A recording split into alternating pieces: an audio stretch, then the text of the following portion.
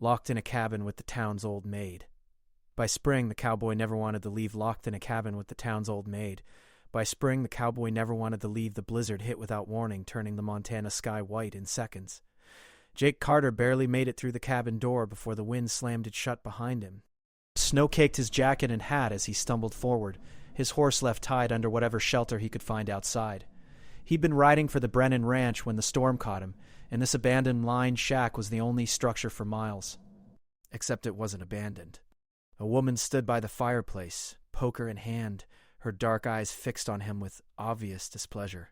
She wore a simple wool dress, her brown hair pulled back in a practical bun. She wasn't young, maybe 35, with fine lines around her eyes and a set to her jaw that spoke of hard years. "You can't stay here," she said. Jake pulled off his hat and knocked the snow from it. "Storm says different, ma'am." "I don't care what the storm says. This is private property, belonging to the Brennan family, and I work for them." Jake moved toward the fire, his fingers numb. "You're on their land, too." Her grip tightened on the poker. "I have permission to be here. Ben Brennan told me I could use this cabin. Then, we both have permission." Jake held his hands toward the flames. "I'm not going back out in that. Look at it." They both turned to the single window. Snow pelted the glass so thick they couldn't see 5 feet beyond it. The wind howled like something alive and angry. The woman set down the poker with a sharp clack. "Fine, but you stay on that side of the room. I'll be over here." "Suits me fine, miss. Helen Wade." Jake recognized the name. Helen Wade, the schoolteacher. The town gossips called her other things, whispered them behind gloved hands. Old maid. Spinster. She'd turned 30 without a husband in a town where most girls married at 18. People said she was too particular, too proud, too plain. Jake had never paid much attention to town talk, but now he understood why she'd greeted him with a poker instead of relief. "How long you been here?" he asked. 2 days. I came up to inventory the winter supplies for Ben. The storm trapped me." Jake looked around the small space. 1 room, 1 bed, 1 fireplace, shelves of canned goods and flour sacks. No way out until the storm broke. "Could be days before this clears," he said. Helen's expression didn't change, but something flickered in her eyes. Fear, maybe, or resignation. "I'm aware." They stood in awkward silence, the fire crackling between them. Outside, the wind screamed. Jake cleared his throat. "I'll sleep on the floor, near the door. You can have the bed and the fire." "That's not necessary." "Yes, it is. Your reputation's already going to take a beating when word gets out we were stuck here together. Least I can do is make sure you're comfortable while folks are busy ruining your name." Helen's jaw tightened. "My reputation was ruined long before you stumbled through that door, Mr. Carter." "One more scandal won't make much difference." The bitterness in her voice caught him off guard. Jake studied her more carefully. She held herself rigid, shoulders back, chin up, defensive. Like she'd been defending herself for years and was tired of it. "Well," he said quietly, "I'll still take the floor." Helen turned back to the fire without answering. Jake found some blankets on a shelf and made himself a rough bed near the door. The floor was hard and cold, but he'd slept in worse places. He pulled off his wet jacket and boots, hanging them near the fire to dry. They didn't speak again that night. Helen moved around the cabin with stiff efficiency, preparing a simple meal of beans and cornbread. She served him a plate without comment. They ate in silence. As darkness fell, the storm only grew worse. The cabin shuddered under the force of the wind. Snow piled against the door. Jake watched Helen bank the fire for the night, her movements precise and controlled. She climbed into bed, fully dressed, pulling the quilts up to her chin. Jake stretched out on his blankets, using his saddlebag as a pillow. Sleep came slowly, his mind churning with the reality of their situation. Days, maybe a week, trapped in this tiny space with a woman he didn't know. A woman the town had already rejected, a woman who clearly wanted nothing to do with him.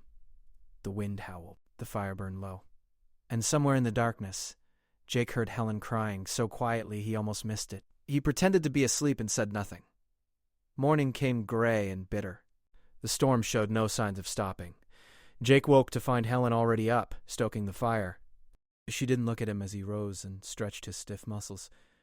"Coffee's ready," she said, her voice carefully neutral. "Thank you." They fell into an uneasy routine. Helen cooked. Jake brought in firewood from the stack outside, making quick trips through the blinding snow. They spoke only when necessary, sharing the small space like two strangers forced onto the same train car. But by the second day, the silence started to crack. Helen was checking the food supplies, counting tins and sacks with a small ledger book. Jake sat by the fire, cleaning his rifle. The domesticity of it struck him as almost funny, except nothing about this situation was funny. "We have enough food," Helen said suddenly, "even if we're here 2 weeks." "Good to know." She closed the ledger. "You don't talk much. Neither do you." Helen almost smiled. "Almost. I suppose we're both used to being alone." Jake looked up from his rifle. "That why you came up here? To be alone?" Her expression shuddered. "I came to do inventory." "In the middle of winter, 2 days before a blizzard. I didn't know there'd be a blizzard, but you knew you'd be alone." Helen turned away, but not before he saw the truth in her eyes. She had known. She'd wanted it. Needed it, maybe, the way he sometimes needed to ride out into empty country and breathe air that nobody else had claimed. "Town's hard on you," he said. It wasn't a question. Town's hard on anyone who doesn't fit their idea of proper. "Yeah, I know something about that." She glanced at him, curious despite herself. "I was married once," Jake said, surprising himself. He never talked about this. "She died giving birth. Baby too. Town blamed me for working her too hard, taking her too far from help. Maybe they were right. After that, I couldn't stay. Everywhere I looked, people saw me as the man who killed his wife." Ellen's face softened. "I'm sorry. That's why I work the far ranges now. Why I don't come into town much. Easier to be alone than to see that look in people's eyes." They sat in silence for a moment, the fire popping softly. "I was engaged," Helen said finally. 7 years ago, to a banker's son. Then his father found out my mother ran a boarding house. Said his son wasn't marrying into trade. Called off the wedding 2 weeks before the ceremony. Everyone knew. Everyone pitied me. Then the pity turned to judgment when I didn't immediately find someone else. As if I was supposed to be grateful for whatever scraps I could get after being publicly humiliated. Jake heard the steel in her voice, the pride that wouldn't bend. "I started teaching," she continued. "Bought my own small house with money my mother left me. I don't need a husband to survive. But that makes me dangerous somehow. A woman who doesn't need a man. The other women don't trust me around their husbands. The men don't know what to do with me. So I became the old maid, the cautionary tale mothers tell their daughters." "You're not that old," Jake said. Helen laughed, a real laugh this time. "I'm ancient by their standards. Their standards are stupid." She looked at him for a long moment, and something shifted between them. Some barrier coming down just a little. Outside, the blizzard raged on. But inside the cabin, the air felt warmer. The third day brought a brief lull in the storm. Jake managed to check on his horse, finding the animal huddled but alive under a rock overhang. He brought back more firewood and a handful of snow to melt for water. When he came back inside, stamping his boots, Helen had laid out a game of checkers on the small table. "I found these in the cupboard," she said. "Thought we might go mad if we don't do something besides stare at the walls." They played 3 games. Helen won 2 of them, crowing with undignified delight when she jumped his last piece. "You're a sore winner," Jake said, but he was grinning. "And you're a terrible player." "I'm out of practice." Excuses. He liked this version of Helen, the one who emerged when she forgot to guard herself. Her eyes lit up when she laughed. Her whole face transformed. They talked more that day, trading stories.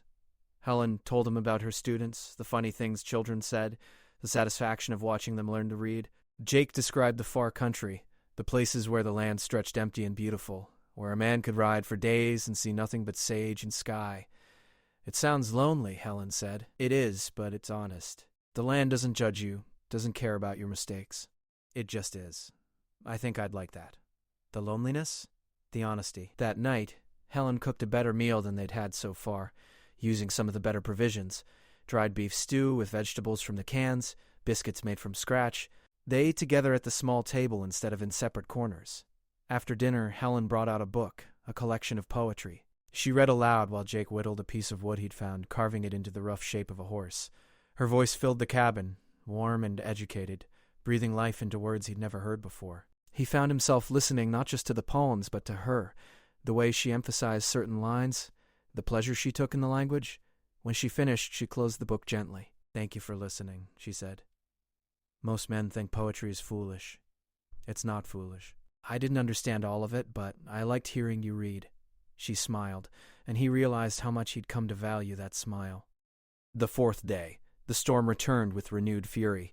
They woke to find snow had drifted halfway up the door. Jake had to dig them out just to get to the woodpile. The cabin felt smaller, the walls closer.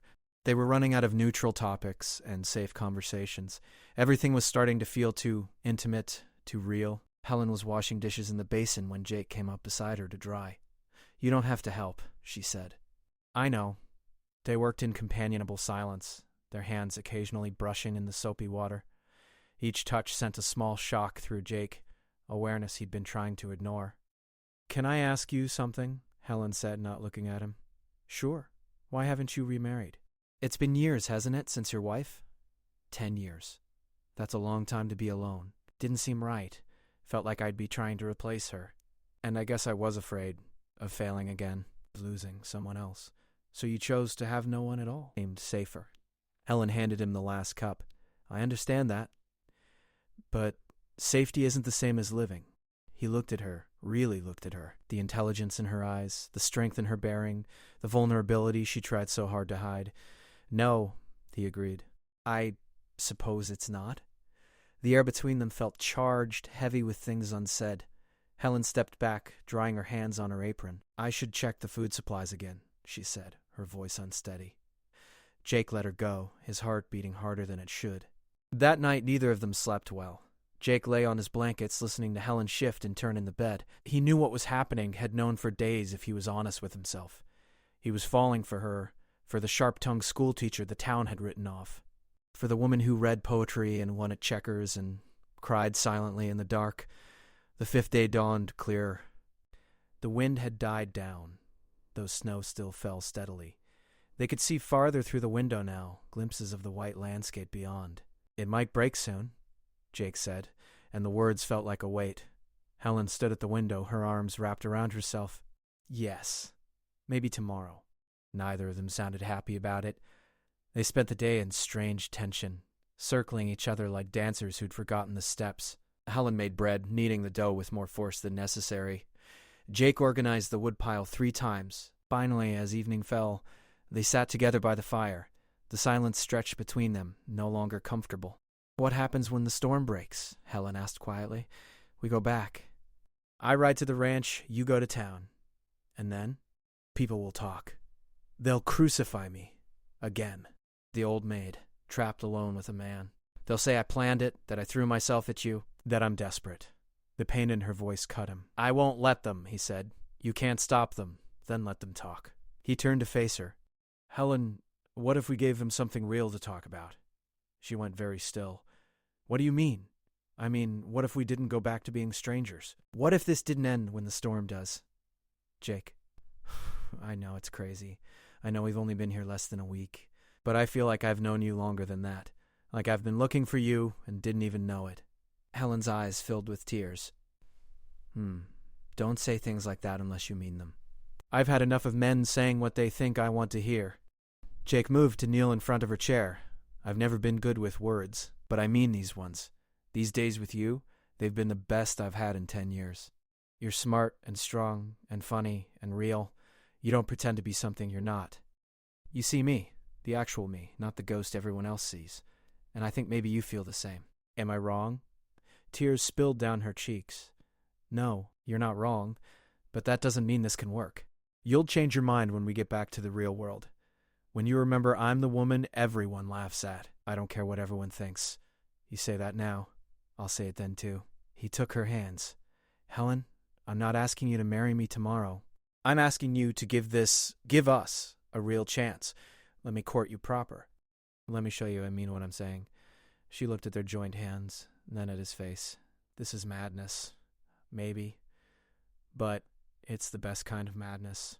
A laugh bubbled out of her, half sob, half joy. "You really mean it, every word." She pulled him up and kissed him, fierce and sweet and full of hope. Jake wrapped his arms around her, holding her close, feeling like he'd finally come home after years of wandering. When they broke apart, both breathing hard, Helen touched his face gently. "The town will make our lives difficult," she warned. "Let them try. They'll say terrible things. Words are just wind. You'll get tired of fighting. Never. Not for you." She kissed him again, softer this time. Then yes. Yes to all of it. To taking a chance. To being fools together. They spent the rest of the evening planning, talking about what came next. Jake would speak to Ben Brennan about a better job, something closer to town. Helen would keep teaching as long as the school board would let her, and if they dismissed her, well, she'd figure out something else. They'd face whatever came together. That night, Helen fell asleep with her hand in Jake's, both of them on the floor by the fire, wrapped in blankets and each other. Neither wanted to be apart, not even for the space between the floor and the bed. The storm broke on the 6th day. They woke to brilliant sunshine and a world transformed into crystalline white. The beauty of it took their breath away. Jake went out and dug a path to his horse, checked the animal over. Everything was fine. The world was quiet, perfect, waiting. Inside the cabin, Helen packed up her things slowly, neither of them ready to leave this small space that had become their world. "We have to go," Jake said, though he didn't move toward the door. "I know. People are probably worried. Ben will have men looking for us." "I know." He pulled her close. "This doesn't end here. Promise?" "Promise." They rode down from the mountain together, Jake leading while Helen sat behind him on his horse, her arms around his waist. The journey took hours through the deep snow, but neither minded. These were their last hours in the bubble the storm had created. As they approached town, they could see riders coming to meet them, Ben Brennan and 3 of his hands, searching for Jake. The men's expressions changed from relief to speculation when they saw Helen riding with him. "Jake, thank God," Ben called out. "We thought you were dead. And Miss Wade, we've been looking for you too." "Your house was empty. We feared the worst. We took shelter in the line shack," Jake said steadily. "Storm trapped us there for near a week." The men exchanged glances. Jake could practically hear their thoughts churning. "Well, you're both safe. That's what matters," Ben said, though his tone was careful. "Miss Wade, we'll escort you back to town. Jake, you come with me. We need to talk about where you were supposed to be." Helen squeezed Jake's waist once before sliding off the horse. One of the hands helped her onto a spare mount. She met Jake's eyes, and he saw the fear there, the knowledge of what waited for her in town. He nodded once, a promise. They rode into town in a group, and people stopped to stare. The whispers started immediately. Jake heard fragments of them on the wind. Together for a week? Unchaperoned? Well, what do you expect from her? Helen kept her head high, her back straight. She didn't look at the gossips. When they reached her small house on the edge of town, she dismounted without help and walked to her door without a backward glance. Jake wanted to follow her, but Ben's hand on his arm stopped him. "Let her go for now, son. You've done enough damage to her reputation. Any more attention from you right now will only make it worse." "I'm going to marry her," Jake said clearly, loud enough for the lingering townspeople to hear. Shocked silence fell. Ben's eyebrows shot up. "You serious?" "Dead serious." "Jake, you don't have to do that. Whatever happened up there, you don't owe her marriage. People will understand if you just go back to work and keep your distance. This will blow over." "I'm not marrying her because I have to. I'm marrying her because I want to. Because she's the best woman I've ever met, and I'll be damned if I let this town run her out or ruin her over something that was nobody's fault." Ben studied him for a long moment. "You mean that?" "Every word." A slow smile spread across Ben's face. "Well then, I guess we better make sure you have a proper job to support a wife. Come to the ranch tomorrow. We'll talk about that foreman position that's opening up. Can't have my new foreman living in the bunkhouse when he's got a bride." Jake nearly fell off his horse. "Foreman? If you're going to be respectable and married, you need a respectable job. Besides, I've been watching you, Jake. You work harder than any 2 men, and the hands respect you. Position's yours if you want it." "Thank you, Ben." "Don't thank me yet. You still got to convince Miss Wade to have you, and from what I hear, she's not easily convinced of anything." Jake grinned. "I think I can manage." He went to her house that evening, knocking on her door as the sun set. Helen answered, her eyes red from crying, but her spine still straight. "You shouldn't be here," she said. "You're making it worse." "Can I come in?" "That would be completely improper." "Helen." She sighed and stepped back, letting him into her small, neat parlor.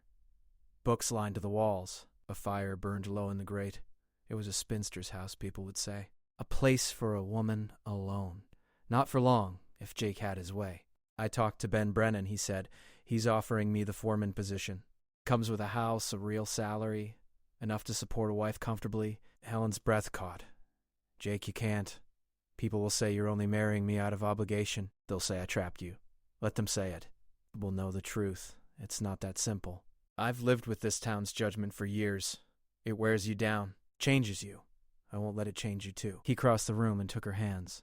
Helen, I spent 10 years running from ghosts, hiding from life because I was afraid. You showed me what I've been missing. You showed me it's worth the risk, worth the fight. I don't care what this town thinks. I care what you think. Do you want this? Do you want me? You know I do. But wanting isn't enough. Then what is? She looked at him, searching his face. Certainly. I need to know you won't wake up in 6 months and regret this. I need to know you won't look at me one day and see the burden instead of the woman. I can't promise I'll be perfect. I can't promise there won't be hard times. But I can promise I won't regret choosing you. I can promise I'll fight for us every single day.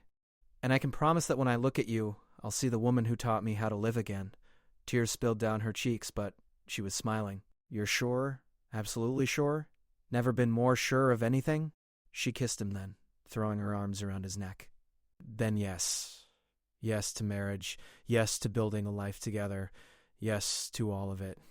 They stood in her parlor, holding each other as the fire burned low and the night deepened outside. Somewhere in town, people were probably already talking, already sharpening their knives of gossip. But here, in this moment, none of that mattered. The wedding happened 3 weeks later in Ben Brennan's parlor, with just a handful of witnesses. The town's minister refused to perform the ceremony, citing concerns about propriety, so Ben brought in a circuit judge who owed him a favor. Helen wore a simple blue dress, and Jake wore his best suit, pot new for the occasion. When the judge pronounced them married, Jake kissed his wife thoroughly, not caring who was watching. Helen laughed against his lips, and the sound filled him with joy. The townspeople talked, of course.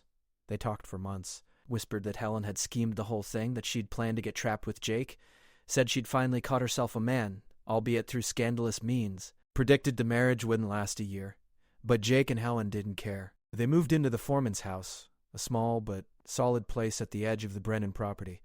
Helen kept teaching despite the school board's grumbling, and when they finally forced her out, she started tutoring children from her home. Jake worked hard, proved himself capable, earned the respect of the ranch hands through fair dealing and honest work. Winter turned to spring. The snows melted, revealing the green earth beneath. Helen planted a garden. Jake built her a bookshelf for the growing collection of volumes she accumulated. They fell into rhythms, learned each other's habits and quirks, built a life from the foundation they'd laid in that snowbound cabin. On a warm evening in late April, they sat on their porch watching the sunset paint the sky in shades of orange and pink. Helen was reading while Jake whittled, crafting a small horse to match the one he'd made in the cabin months ago. "Do you ever regret it?" Helen asked suddenly, lowering her book. "Regret what?" "This. Us. Getting trapped in that cabin." Jake set down his whittling and pulled her close. "That storm was the best thing that ever happened to me.